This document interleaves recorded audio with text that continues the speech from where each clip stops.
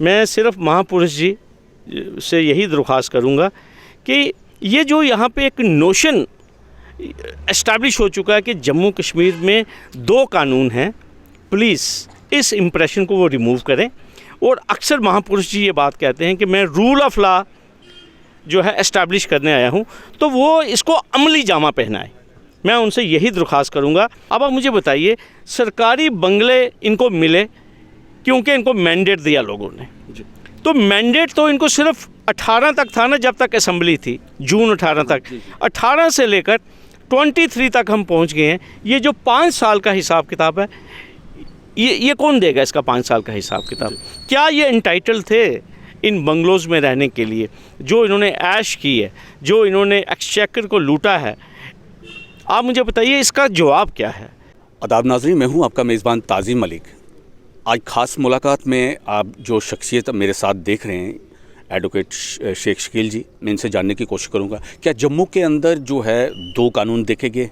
कानून वो हैं क्योंकि स्टेट डिपार्टमेंट ने जो सरकारी क्वार्टर जो हैं खुलेआम जो हैं वो लोग बैठे हैं, और कुछ ऐसे हैं जो सबका सीएम हैं वो अब अपने घरों में बैठे हैं क्योंकि उनको खाली करवाया गया है। जम्मू के अंदर 2 कानून के बाद जो है थी, आज मैं शकील साहब से बात करने की कोशिश करूँगा। जम्मू में 2 कानून सर देखे गए हैं।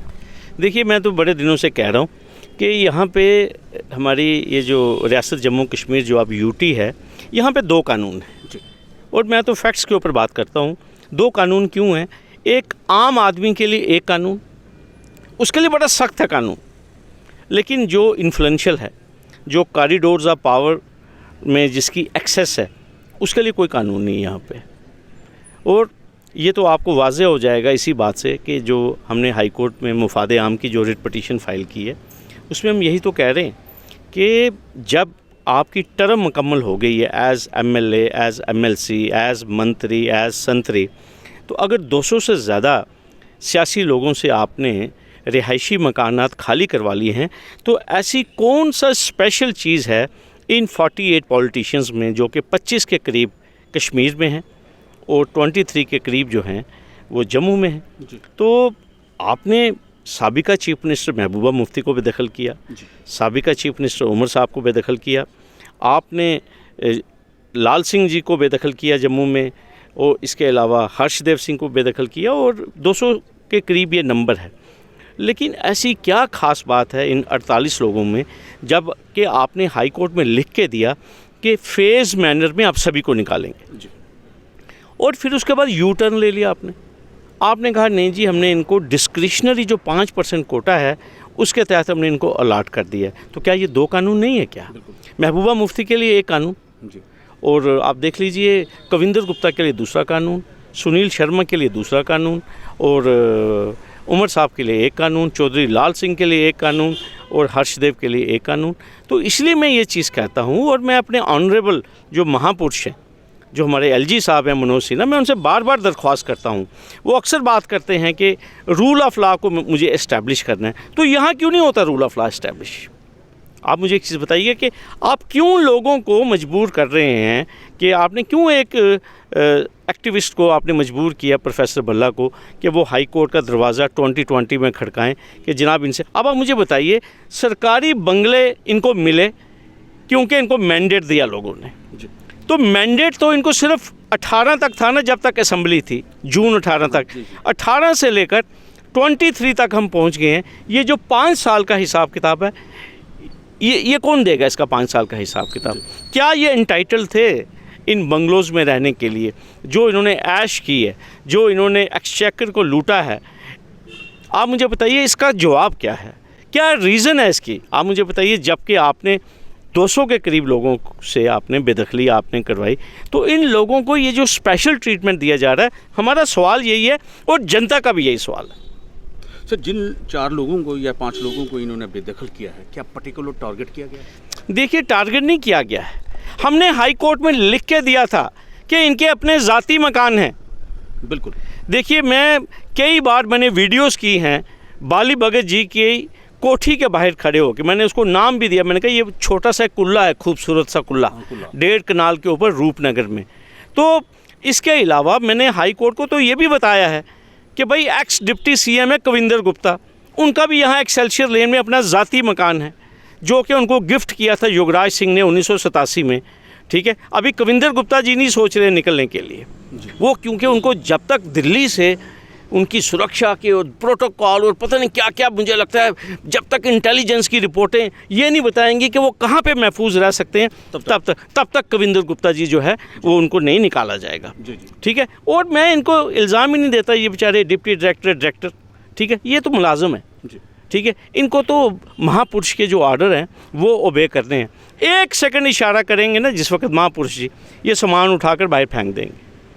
ये सिर्फ इशारे का इंतज़ार है। और मैं आपसे यही बात कहना चाहता हूँ कि ये सारी लड़ाई जो है ये रूल ऑफ लॉ को इस्टेब्लिश करने की लड़ाई है, कोई ज़ाती लड़ाई नहीं है। मैं आपको एक चीज़ कहूँगा, हम तो रूल ऑफ लॉ की बात करते हैं, संविधान की बात करते हैं, सुप्रीम कोर्ट ने जो कानून डिक्लेयर किया है उसकी बात करते हैं। और इसलिए मैं आपकी वसादत से गुलाम नबी आज़ाद साहब से भी गुजारिश करूँगा, हमारे फॉर्मर चीफ मिनिस्टर हैं, बड़ा एहतराम है, बड़े रिस्पेक्टेड लीडर हैं, बड़ा एक लंबा सफ़र है सियासी उनका। सेम रिक्वेस्ट मैं इनको भी करूँगा, अपने मुजफ्फर हुसैन बेग साहब, हमारे फॉर्मर डिप्टी चीफ मिनिस्टर, हमारे एडवोकेट जनरल रहे, मेंबर पार्लियामेंट भी रहे, और सबसे बड़ी बात यह है कि ही इज़ ए जूरिस्ट। जब बोलते थे बेग साहब असम्बली में तो लगता था कोई स्टेट्समैन बोल रहा है, कोई सियासी आदमी नहीं बोल रहा, ठीक है। तो इसके अलावा रविंदर शर्मा जी हैं, प्रवक्ता हैं, वो कांग्रेस के ऑनेस्ट हैं, सुंदरबनी से आते हैं, और एक मैं ये कहूँगा कि बड़ी हम्बल बिगनिंग से वो आए हैं, हमें उनका बड़ा रिगार्ड है। मैं रविंदर शर्मा जी से भी गुजारिश करूँगा कि वो जैसी उनकी छवि है ना वैसा काम करें, हमें उनसे बड़ी उम्मीद है। उन्होंने बहुत दूर जाना है, इंशाल्लाह आप देखेंगे। हमारी तो दिली ख्वाहिश है कि वो कोई हाईएस्ट ऑफिस पे पहुँचें जो वो एक्चुअल में डिज़र्व करते हैं, लेकिन इस तरीके से गैर कानूनी तौर के ऊपर सरकारी बंगलों में बैठना उनको शोभा नहीं देता। इसी तरह हमारे जीएम सरूड़ी साहब, ठीक है, अल्लाह ने उनको बहुत कुछ दिया हुआ है और बड़े पॉपुलर लीडर हैं, मास लीडर हैं।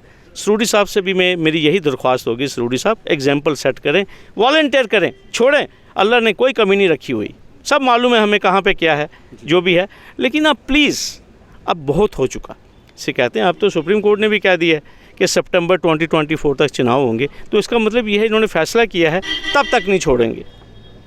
तो कहने की ये बात है, 25 लोग कश्मीर में, 23 सियासी लोग जम्मू में, ठीक है। तो ये अब इन्हीं के ऊपर सभी नज़र है और समाज की भी नज़र है। लोग हमसे भी पूछते हैं, आप जैसे भाई जो हैं वो हमसे भी क्वेश्चन करते हैं कि आपने कोर्ट में याचिका डाली हुई है, तो कर रहे हैं, हम उसको फॉलो कर रहे हैं। और आप महापुरुष जी अगर हमारी आवाज़ सुन रहे हैं तो एक मैसेज भी देंगे उनको। मैं सिर्फ महापुरुष जी से यही दरख्वास्त करूँगा कि ये जो यहाँ पे एक नोशन एस्टैब्लिश हो चुका है कि जम्मू कश्मीर में 2 कानून हैं, प्लीज़ इस इम्प्रेशन को वो रिमूव करें। और अक्सर महापुरुष जी ये बात कहते हैं कि मैं रूल ऑफ लॉ जो है एस्टैब्लिश करने आया हूँ, तो वो इसको अमली जामा पहनाए। मैं उनसे यही दरख्वास्त करूँगा कि जो हाई कोर्ट में हमने तफसील दी है, तमाम लोगों के एसेट्स की हमने लिस्ट दी है, और ये सारी सूचना स्टेट्स डिपार्टमेंट के पास है, गवर्नमेंट के पास है। तो मेरी यही दरख्वास्त होगी महापुरुष जी को कि मुझे मालूम है ज़ाती तौर पर, ये भी मुझे सूचना है कि ज़ाती तौर पर जो महापुरुष जी हैं वो इंटरेस्टेड हैं इन तमाम लोगों को बेदखल किया जाए, लेकिन कहते हैं ना कुछ तो मजबूरियां रही होंगी, वरना यूं ही कोई बेवफा नहीं होता। आपको लग रहा है कि कहीं ना कहीं किसी का हाथ है इसमें? हाँ, मैं आपको कह रहा हूँ ये मामला सिर्फ महापुरुष के अंडर भी नहीं है, वो ज़ाती तौर पर चाहते हैं कि ये एकोमोडेशन खाली करवाई जाए, लेकिन क्योंकि सियासत है ना, सियासत तो कहीं ना कहीं से हवा आती है, कहीं ना कहीं से कोई फ़ोन आता है। ये जो फ़ोन है ना, ये बेसिकली ये बड़ी मुसीबत की जड़ है, ठीक है। तो अदरवाइज़ जो महापुरुष जी का जो पर्सनल व्यू है, क्योंकि वो कानून को मानने वाले हैं, तो वो तो चाहते हैं कि कानून ही अपहोल्ड होना चाहिए, लेकिन वही मैंने कहा कुछ मजबूरी है। महापुरुष अगर हमारी आवाज़ सुन रहे हैं, एलजी गवर्नमेंट हैं, प्लीज़ इस मामले को जल्द से जल्द जो है आप देखा जाए, क्योंकि अमूमन देखा गया कि स्टेट के अंदर जो हैं 2 कानून हैं, इन 2 कानून को ज़रा बदला जाए, क्योंकि हालात कुछ ऐसे बन चुके हैं कि हर बार कोई शेख शकील साहब जैसे लोग नहीं बोलेंगे, क्योंकि इनका बोलना जो है मामपुर जी, ये इनकी आवाज़ जो है वो जम्मू कश्मीर की आवाज़ है। आपका मेज़बान ताज़ी मलिक, जम्मू।